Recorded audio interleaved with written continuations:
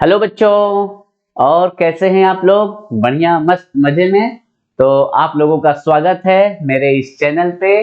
और कैसी चल रही है पढ़ाई लिखाई? बढ़िया, अच्छा।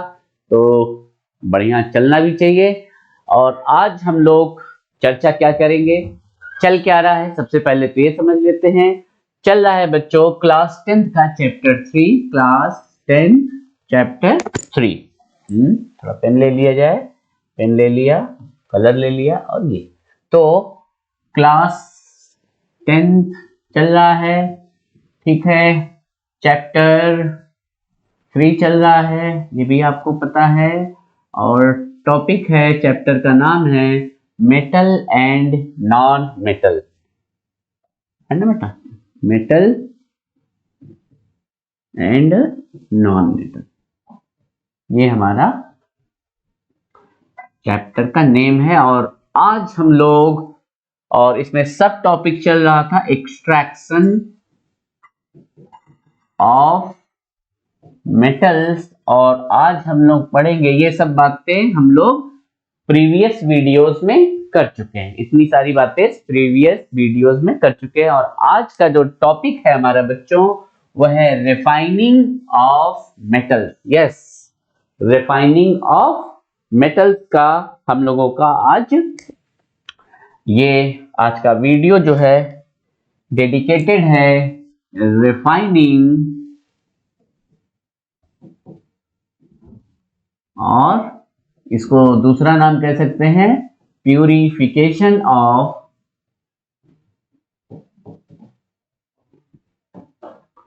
मेटल। तो बच्चों आज हम बहुत ही अच्छा इंपॉर्टेंट टॉपिक है प्यूरिफिकेशन ऑफ मेटल। तो बच्चों जब भी हम मेटलर्जी करते हैं मेटल्स की, तो सेकंड लास्ट स्टेज में हमको क्रूड मेटल्स मिलता है। कौन सा मेटल मिलता है बच्चों? क्रूड मेटल हमको मिलता है। और क्रूड मेटल हम कह सकते हैं कि ये इम्प्योर होता है। ये कैसा होता है बच्चों? ये होता है इम्प्योर, ठीक है बच्चों। तो क्रूड मेटल इम्प्योर होता है और इसको हम लोग प्योर करते हैं, प्योर मेटल में कन्वर्ट करते हैं by removing the impurity, removal of impurity, ठीक है बच्चों। तो हम इम्प्योरिटीज को हटा करके, इम्प्योरिटीज को रिमूव करके हम लोग क्रूड मेटल से प्योर मेटल को प्राप्त कर सकते हैं। We get pure metals by the refining of crude metals, ठीक है बच्चों। तो ये बात हो गई है कि हम इम्प्योरिटीज को हटा करके क्रूड मेटल से प्योर मेटल को प्राप्त कर सकते हैं, गेट कर सकते हैं, ठीक है बच्चों। तो अब अगली बात आती है कि किस तरीके से हम, ऐसे कौन कौन से मेथड्स हैं जिससे हम रिफाइनिंग कर सकते हैं। तो मेथड्स ऑफ रिफाइनिंग, है ना, मेथड्स ऑफ रिफाइनिंग। तो बहुत सारे बच्चों अलग अलग मेटल्स के फिजिकल प्रॉपर्टीज के हिसाब से कई तरीके के रिफाइनिंग या प्यूरिफिकेशन प्रोसेसेस है। रिफाइनिंग, और इसी का दूसरा नाम हम लोग क्या कह सकते हैं बच्चों? प्यूरिफिकेशन, प्यूरिफिकेशन, ठीक है। तो पहला मेथड हम आपको बताएंगे बच्चों, बताएंगे इलेक्ट्रो रिफाइनिंग या electrolytic refining. Electro refining, electro refining. दूसरा मेथड हम आपको बताएंगे बच्चों जोन प्रोसेस, जोन प्रोसेस। तीसरा हम आपको बताएंगे बच्चों vapour phase refining, vapour phase refining, ठीक है बच्चों, जिसको हम लोग इसमें हम लोग डिस्कशन करेंगे वैन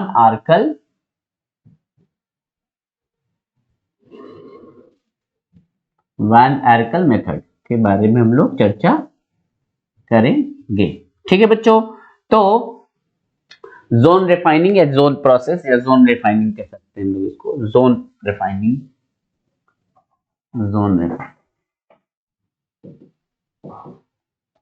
तो चलिए बच्चों हम लोग देखते हैं प्यूरिफिकेशन के मेथड्स, और उसमें पहला मेथड हम लोग देखते हैं बच्चों इलेक्ट्रो रिफाइनिंग। तो बच्चों इलेक्ट्रो रिफाइनिंग किस तरीके से होता है, इस पे हम लोग चर्चा यहाँ पर करने वाले हैं। तो इलेक्ट्रो रिफाइनिंग जैसा कि नाम से ही लग रहा है कि एक इलेक्ट्रोड होगा, है ना, यहाँ पर इलेक्ट्रोलाइटिक सेल है। ये क्या है बच्चों हमारा, ये है इलेक्ट्रोलाइटिक सेल, ये है इलेक्ट्रोलाइटिक सेल। और इलेक्ट्रोलाइटिक सेल में बच्चों भरा होता है इलेक्ट्रोलाइटिक सॉल्ट सॉल्यूशन। और जैसा कि आप सबको पता है बच्चों, इसमें दो होता है इलेक्ट्रोड, एक होता है एनोड और दूसरा होता है कैथोड। एनोड थोड़ा भारी भरकम लिया जाता है और ये होता है इम्प्योर मेटल, है ना, इम्प्योर मेटल का होता है एनोड। ये क्या है बच्चों, ये है एनोड, ठीक। और पतला स्ट्रिप होता है, पतला सा स्ट्रिप लिया जाता है किसका, कैथोड का, और इन दोनों को जोड़ दिया जाता है इलेक्ट्रिसिटी से। और जैसा कि आप सभी को पता है बच्चों कि एनोड पर पॉजिटिव चार्ज होता है और कैथोड पे निगेटिव चार्ज होता है। ठीक है बच्चों, तो ये आपको मोटा मोटा एक जानकारी हमने दिया जो कि आपको काफी लोगों की पता है। चलिए थोड़ा सा पेन का कलर चेंज कर देते हैं तो आपको और अच्छा लगेगा। ठीक है बच्चों, और इसमें अब हमने भर दिया इलेक्ट्रोलाइटिक सॉल्ट सॉल्यूशन, क्योंकि हम कॉपर के है ना, ये चीज अभी चलिए बताते हैं, थोड़ा सा बना लेते हैं फिर हम आपको बताते हैं। ये ब्लू कलर का लेते हैं क्योंकि कॉपर सल्फेट हम लेने वाले हैं इसमें, तो ये कॉपर सल्फेट का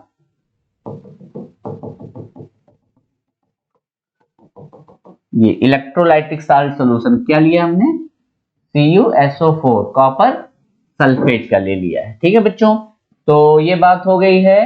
अब इस कॉपर सल्फेट सॉल्यूशन में एनोड है इम्प्योर का बना हुआ, है ना, एनोड जो बना हुआ वो किसका बना हुआ बच्चों, इम्प्योर मेटल का बना, जबकि हमारा कैथोड वो पतला स्ट्रिप है, प्योर मेटल का बना हुआ है। ठीक है बच्चों, और अब इसमें क्या घटनाएं घटती हैं, क्या प्रोसेस होता है, इसके बारे में हम लोग, ये तो हमारा कंस्ट्रक्शन हो गया किसका, किस तरीके से जो है कंस्ट्रक्शन हमारा जो है इलेक्ट्रोलाइटिक सेल, और उसमें किस तरीके से इम्प्योर मेटल और किस तरीके से प्योर मेटल का जो है कैथोड लगा होता है। ठीक है बच्चों, अब इसमें घटनाएं क्या घटती हैं इसके ऊपर हमको थोड़ा सा अब ध्यान देना है बच्चों। एनोड पर जो रिएक्शन होता है, एनोड पर जो रिएक्शन होता है वो होता है ऑक्सीडेशन रिएक्शन। एनोड पे कैसा रिएक्शन होता है बच्चों, ऑक्सीडेशन रिएक्शन। एनोड पर होता है, एनोड पर होता है बच्चों कैसा रिएक्शन, एनोड पर होता है ऑक्सीडेशन रिएक्शन। ऑक्सीडेशन रिएक्शन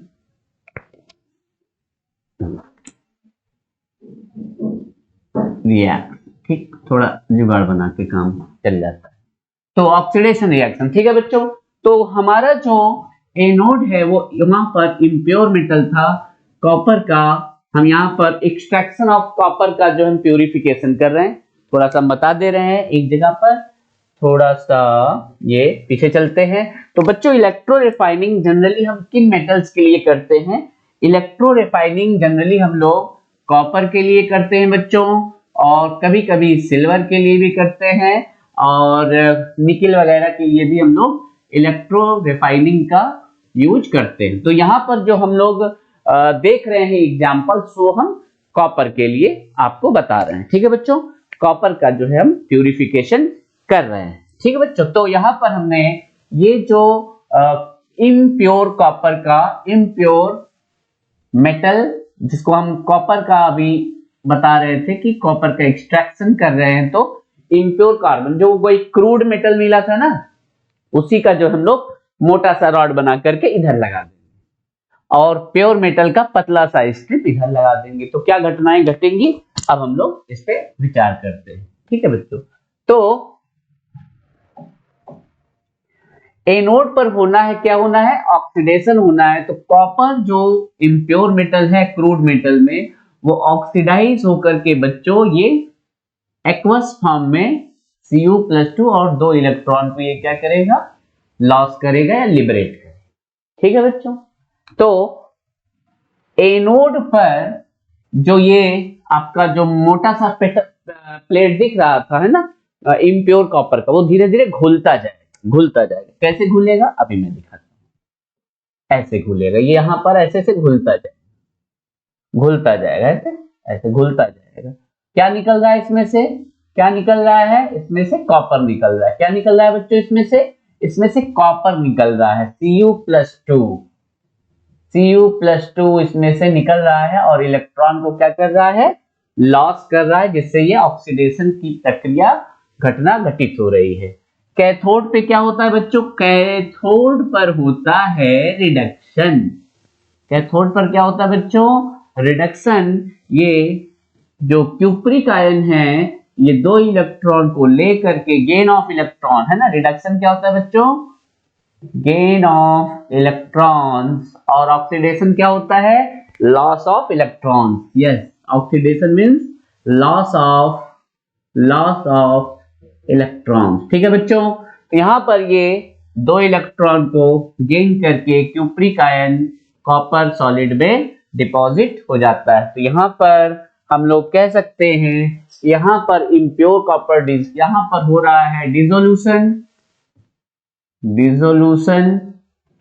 और यहां पर हो रहा है डिपोजिशन। कॉपर डिपॉजिट हो रहा है। ठीक है बच्चों, कॉपर डिपॉजिट हो रहा है। कहां पर डिपॉजिट हो रहा है, कैथोड पे डिपॉजिट हो रहा है। कहां से डिसोल्यूट हो रहा है, कहां से निकल रहा है, एनोड से निकल रहा है।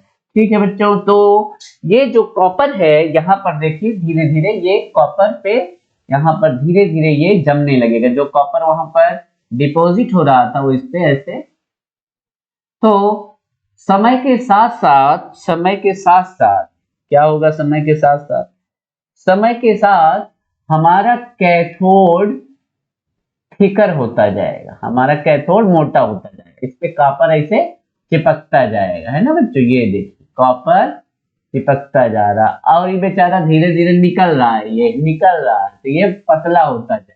ठीक है, ये देखिए ये, और इस पे प्योर कॉपर इस तरीके से ऐसा बनता है। ठीक है बच्चों, तो यहां पर प्योर मेटल का जो स्ट्रिप है वो काफी मोटा सा जो है वो एक स्ट्रिप बना लेगा, जिसमें कि केवल प्योर कॉपर होगा। इस तरीके से हम ये वाला इम्प्योर, तो बाकी सब जो इम्प्योरिटी होती है यहाँ पर नीचे बैठ जाती है, जिसको हम लोग बोलते हैं एनोड मड के रूप में ये इम्प्योरिटी बैठ जाती है। अच्छा, इम्प्योरिटी में क्या होता है, इसमें सिल्वर होता है, सेलेनियम होता है, गोल्ड होता है। तो इसको भी हम आगे चल करके प्यूरिफाई करके, तो ये जो इसका जो प्रोसेसिंग कर रहे हैं उसका कॉस्ट हम लोग निकाल लेते हैं। तो ये एनोड मड में भी अगर कुछ काम की चीज होती है तो उसको क्या करते हैं हम लोग, निकाल लेते हैं। कोई भी चीज हम लोग फेंकते नहीं है, कोई भी चीज हम लोग उसको वेस्ट नहीं करते हैं। अगर कोई भी काम की चीज अगर हमको मिल रही है तो उसको हम लोग क्या करेंगे, ले लेंगे। ठीक है बच्चों, तो ये रहा हमारा मेथड जिसका नाम था इलेक्ट्रो रिफाइनिंग मेथड। ठीक है बच्चों, तो एनोड पे ऑक्सीडेशन, कैथोड पे रिडक्शन और जोन रिफाइनिंग की बात आती है। दूसरा प्रोसेस, पहला प्रोसेस हो गया कौन सा बच्चों, पहले प्रोसेस का नाम था इलेक्ट्रो रिफाइनिंग या electro purification.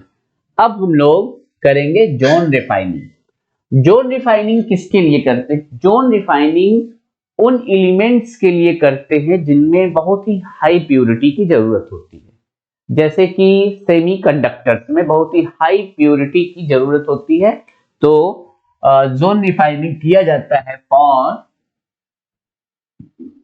Semiconductors. For example, for semiconductors, for example, है ना, silicon, germanium, boron, gallium, indium, इन सब एलिमेंट्स के लिए हम लोग जोन रिफाइनिंग करते हैं। ठीक है बच्चों, तो चलिए देखते हैं कि जो है ये किस तरीके से जोन रिफाइनिंग होता है और इसका क्या प्रिंसिपल है, इन सब बातों पे भी हम लोग चर्चा करेंगे। इसका जो प्रिंसिपल है जोन रिफाइनिंग का, प्रिंसिपल पहले समझ लेते हैं। प्रिंसिपल जोन रिफाइनिंग का प्रिंसिपल क्या है, तो हम पहले साइलेंट पे कर दिया जाए। ठीक है, तो प्रिंसिपल इसका क्या है बच्चों? तो प्रिंसिपल ये है कि इसमें ये कहते हैं कि impurities are more soluble in melt in compare to the solid. तो इसको लिख लेते हैं हम लोग, impurities आर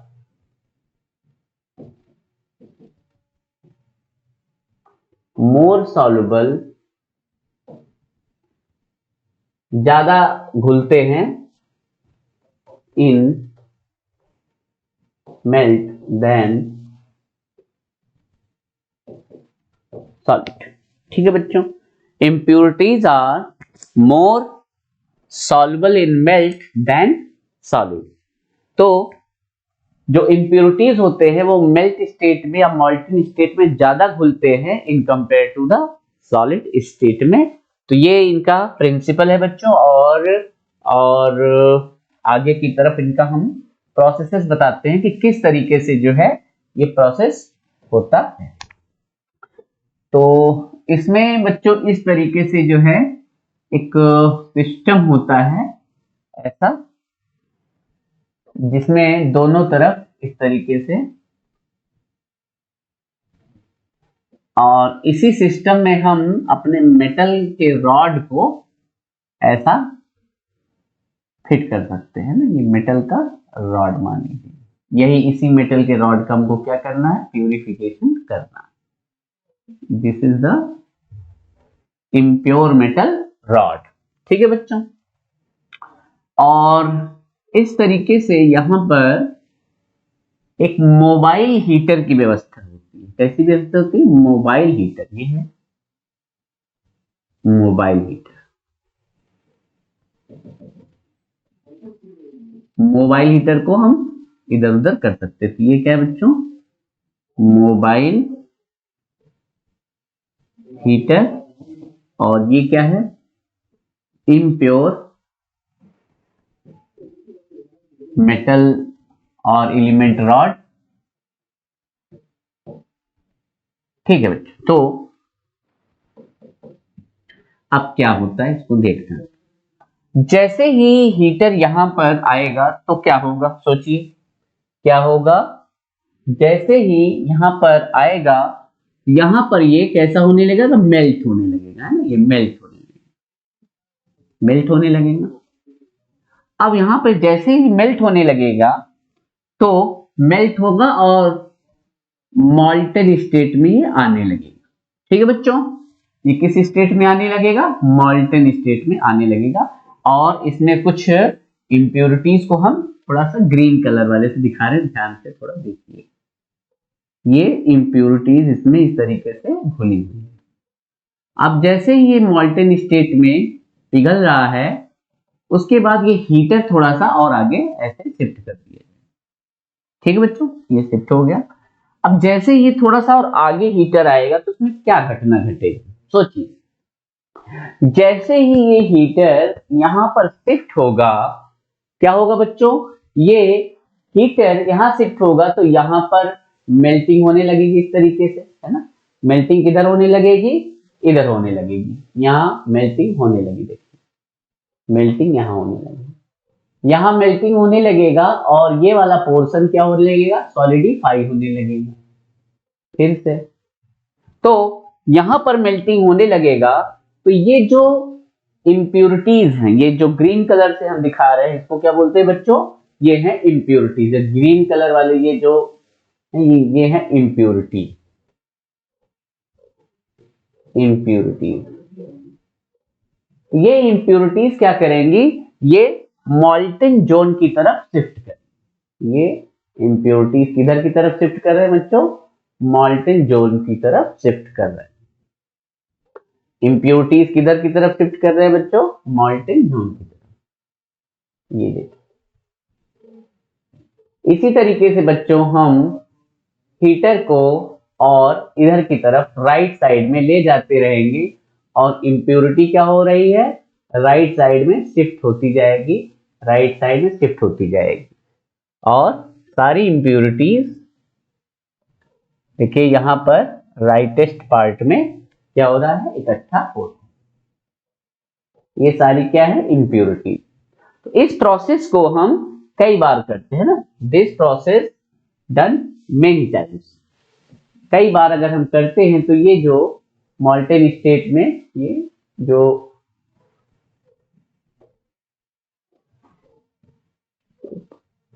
थोड़ा सा इसको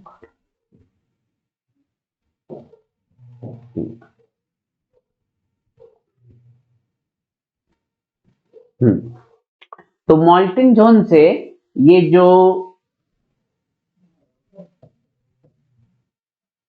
मॉल्टन जोन से जो इम्प्योरिटीज है वो बच्चों राइट की तरफ खिंचती जा रही है, राइट की तरफ। और यही प्रोसेस जब हम कई बार करेंगे, यही प्रोसेस हम जब कई बार करेंगे तो ये लगभग लगभग जितनी भी इम्प्योरिटी होंगी ये सब यहाँ पर इकट्ठी हो जाएंगी। देखिए जो ग्रीन कलर से दिखा रहे हैं, और क्या करेंगे इसको, फिर ये सारी क्या हो गई है, इम्प्योरिटीज। और इसको यहां से फिर हम क्या कर देते हैं, कट।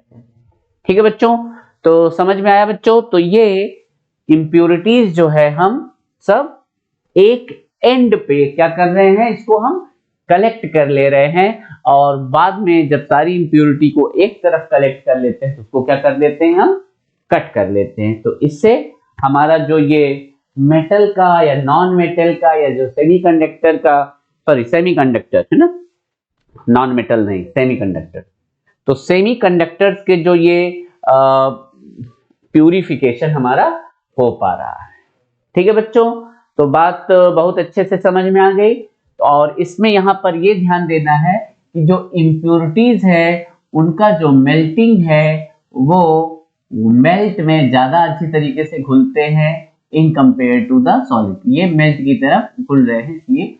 और यहाँ पर जो है हमारा जो मोबाइल हीटर है वो घुमाया जा सकता है आगे की तरफ, ये हम डॉटेड लाइन से ही ऐसे बना दें और ये फिर आगे जा रहा है और फिर इसको हम रिवर्स लेकर के फिर से इसको हम कई बार में कर करके बहुत ही प्योर मेटल को प्राप्त कर सकते हैं। तो ठीक है बच्चों, तो बहुत ही समझ में आ रहा है आप लोगों को, मजा आ रहा है बच्चों।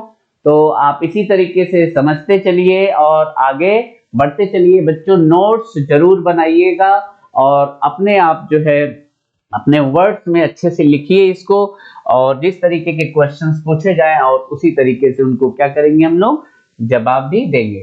तो ये रहा है बच्चों जोन रिफाइनिंग। तो दो रिफाइनिंग के बारे में हम लोगों ने पढ़ चुके हैं, इलेक्ट्रो रिफाइनिंग, जोन रिफाइनिंग, और अब आता है तीसरे तरीके की रिफाइनिंग या प्यूरिफिकेशन जिसको हम लोग बोलते हैं vapour phase refining. Vapour phase refining, और वेपर फेज रिफाइनिंग का ही एक मेथड है जिसको बोलते हैं van Arkel method. Van Arkel method vapour phase refining में ही का सब पार्ट, ठीक है बच्चों, मतलब उसका एक मेथड है।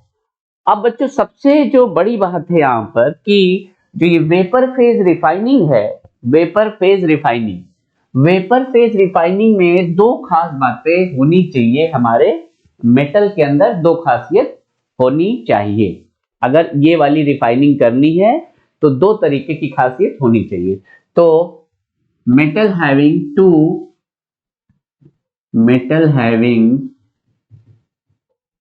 two qualities, दो क्वालिटीज हमारे मेटल के अंदर होनी चाहिए। पहला, फर्स्ट क्या होना चाहिए, metal react with suitable reagent to form volatile compound। ये बच्चों देखिए, ध्यान से देखिए, तो सबसे पहली जो खासियत है वो होनी चाहिए हमारे उस मेटल में कि भाई किसी सुटेबल रिएजेंट के साथ वो वोलाटाइल कंपाउंड बना है। वोलाटाइल का मतलब होता है बच्चों ऐसे कंपाउंड जो उड़नशील, हिंदी में बोलते उड़नशील, जो वेपोराइज हो जाता है, वेपोराइजेस, ठीक है बच्चों, उड़नशील, उड़ जाए, है ना। तो बच्चों, तो पहली जो खासियत होनी चाहिए इस मेथड के लिए वो ये होना चाहिए कि metal react with the suitable reagent to form volatile compound. Volatile compound वो बना सके किसी पर्टिकुलर सुटेबल रिएजेंट के साथ। और जो दूसरी जो खासियत बात है कि ये जो कंपाउंड बने, the volatile compound must be decompose, volatile compound must be decomposed, टूट जाए, and give metal, ठीक है बच्चों। तो ये दूसरा खासियत होना चाहिए कि ऐसा नहीं कि उससे रिएक्शन कर ले और उसके बाद फिर टूटे ही नहीं। जब टूटेगा ही नहीं तो हमको प्योर मेटल कैसे मिलेगा।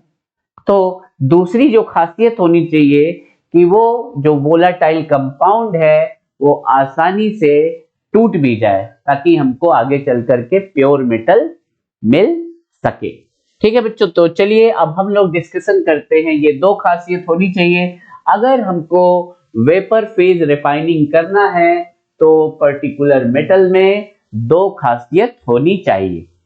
अब ये किस किस मेटल के लिए करते हैं तो बच्चों ये वन आर्कल मेथड या वेपर फेज रिफाइनिंग हम लोग टाइटेनियम के लिए, for example titanium and zirconium के लिए करते हैं, ठीक है बच्चों। तो वेपर फेज रिफाइनिंग किसके लिए करते हैं, टाइटेनियम और जर्कोनियम के लिए करते हैं।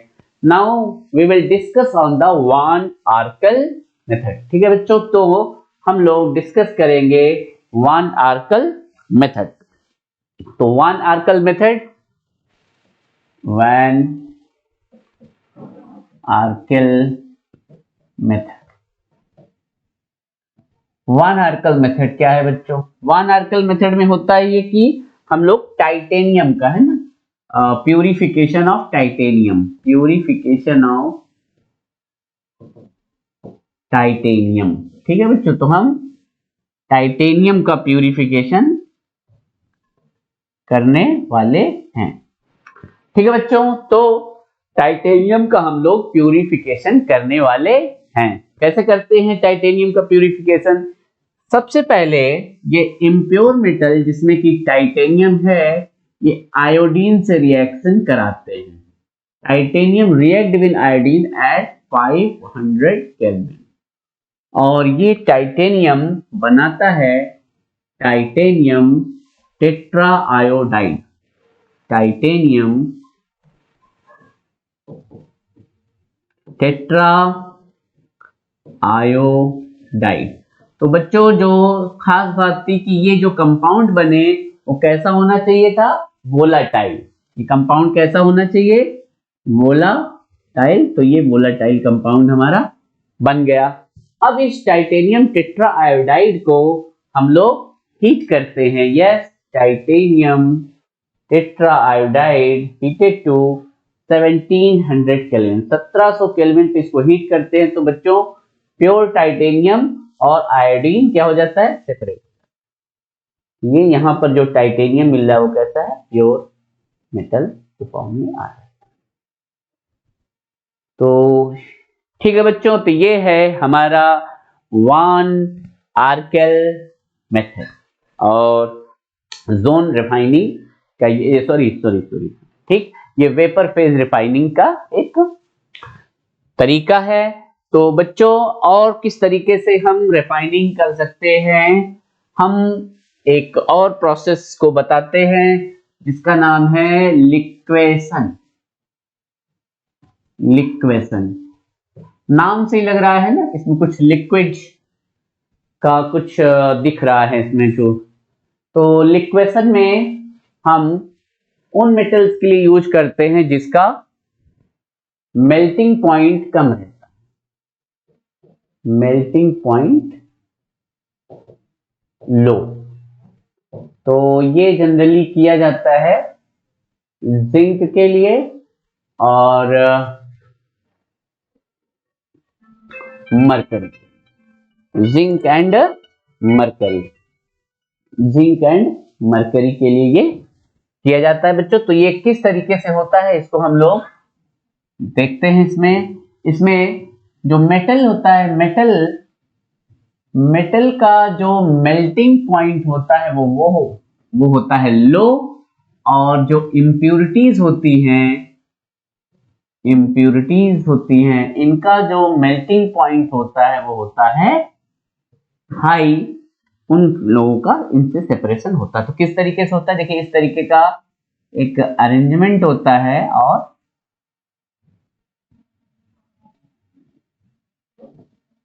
इस तरीके का अरेंजमेंट है, और ध्यान से देखिएगा बच्चों, बहुत अच्छे से समझ में आ जाएगा आपको। यहां पर हम जो हमारा मिक्सचर है या क्रूड मेटल है, यहां पर हम को लिक्विफाई करके यहां पर इस तरीके से गिराते हैं, ठीक है। और ये चूंकि लिक्विड है, मेल्टेड फॉर्म में है मेटल, तो ये यहां पर इस तरीके से नीचे नीचे आ रहा है। अब यहां ध्यान देना, जो भी इंप्यूरिटीज मेल्ट नहीं हुई हैं तो वो क्या करेंगे, इस जो गड्ढे हैं उन गड्ढों में क्या हो जाएंगे, भर जाएंगे या उसमें फंस जाएंगे। ऐसा कहिए, वो इंप्यूरिटीज क्या हो जाएंगे, इन पिट्स में, इन गड्ढों में फंस जाएंगे। अब फिर और ऊपर की तरफ हमारा चूंकि जो मेल्ट है, मेल्ट का मतलब है जो हमारा प्योर मेटल है जो कि मेल्ट हो चुका है, वो नीचे की तरफ इस स्लैंट पे आगे बढ़ेगा। और फिर यहां पर और इम्प्यूरिटी जो यहां पे छूट गई है, बाहर निकल आई है, वो इम्प्यूरिटीज यहां पर,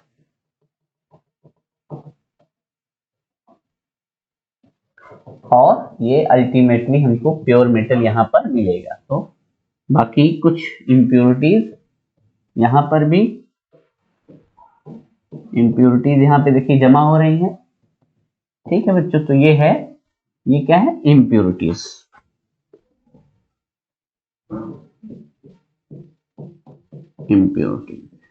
और ये है हमारा प्योर मेटल, प्योर मेटल है, ठीक है बच्चों। तो इस प्रोसेस को बोलते हैं बच्चों लिक्वेशन, ठीक है। और ये भी बहुत ही अच्छा मेथड है। और ये किसके लिए यूज होता है, ये क्वेश्चन भी आ चुका है कि किस चीज के लिए यूज होता है। ये उन मेटल्स के लिए यूज होता है जिनका मेल्टिंग पॉइंट क्या होता है बच्चों, कम होता है। जिनका मेल्टिंग पॉइंट क्या होता है बच्चों, कम होता है, ठीक है बच्चों। अब एक मेथड है जिसका नाम है डिस्टिलेशन, है ना। डिस्टिलेशन के बारे में हो सकता है आपको पता भी हो, थोड़ा सा इसके ऊपर डिस्टिलेशन के ऊपर भी हिंदी में बोलते हैं बच्चों आसवन, डिस्टिलेशन। तो इसमें use for metal whose boiling point is low,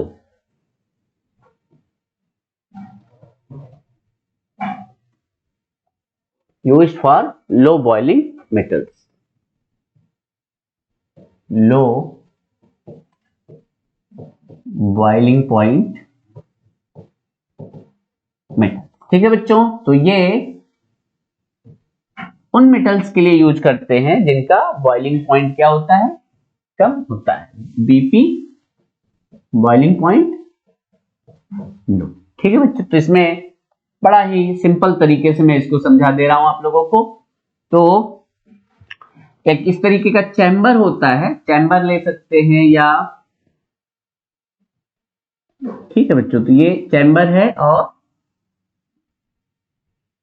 यहां पर हमारा क्रूड मेटल है और इसमें टेम्परेचर मेंटेन करेंगे इसके मेल्ट होकर ताकि बॉयल हो जाए। ठीक है बच्चों, और जब ये बॉयल होगा तो इसके वेपर्स इधर की तरफ जाएंगे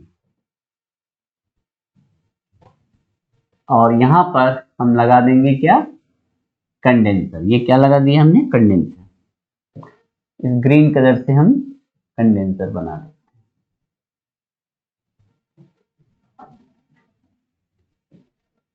क्या बच्चों, कंडेंसर। और टेम्परेचर को मेंटेन रखेंगे। एक सिंपल सा हम डायग्राम बना के समझा रहे हैं ताकि आपके दिमाग में एक मोटा मोटा आइडिया हो जाए कि किस तरीके से जो है ये प्रोसेसिंग हो रहा है। ठीक है, ये देखिए बच्चों, अब जो ये प्योर मेटल्स के वेपर्स आ रहे हैं इस कंडेंसर से क्या होगा, ये ठंडा हो जाएगा और यहां पर हम इसको इकट्ठा करें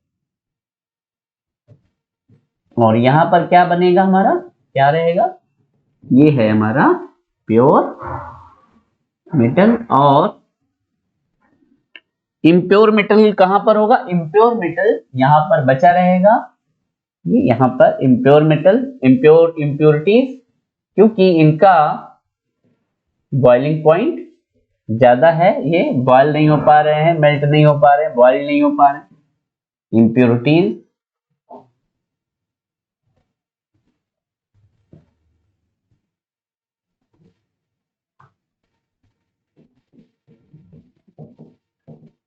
having high melting point and boiling point। ठीक है बच्चों, तो हाई एमपीबीपी वाले जो ये इम्प्योरिटीज होंगे वो यहीं पर इकट्ठे हो जाएंगे और जो हमारा प्योर मेटल होता है वो इधर की तरफ मिल जाए।